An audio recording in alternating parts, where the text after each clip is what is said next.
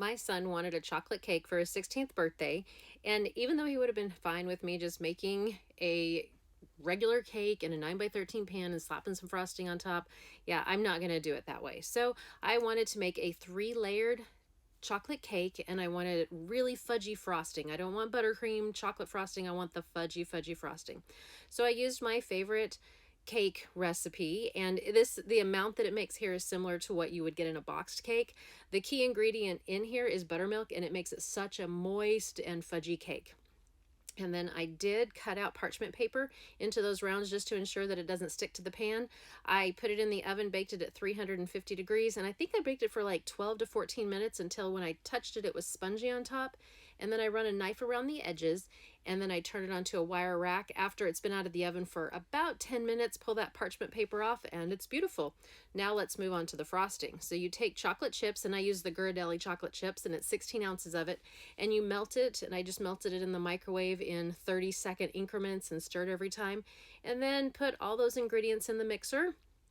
Also, this mixer is amazing. It's a Bosch mixer. I've had it for about 10 years. Love, love, love this mixer. I linked it on Amazon in my profile and also to Bosch, who makes it. And if you use my code, you can get like $20 off. But this is the frosting, and I did chill the frosting. And I also chilled those cakes. I put them in the fridge overnight. I work full time, and so I just needed to do it in spread out increments. So I chilled it overnight, pulled it out, and it does frost better if both have been chilled. I put frosting on the cake stand just so that cake won't slip around. And then I put on tons of frosting in between because it's just a really, really fudgy frosting. Layered it up 3 layers, and I used my hands to make sure that we didn't have like that leaning tower of pizza. And then I frosted all 3 layers, took that cake knife and spread it around pretty well. And then I took my pastry scraper and just tried to smooth it out.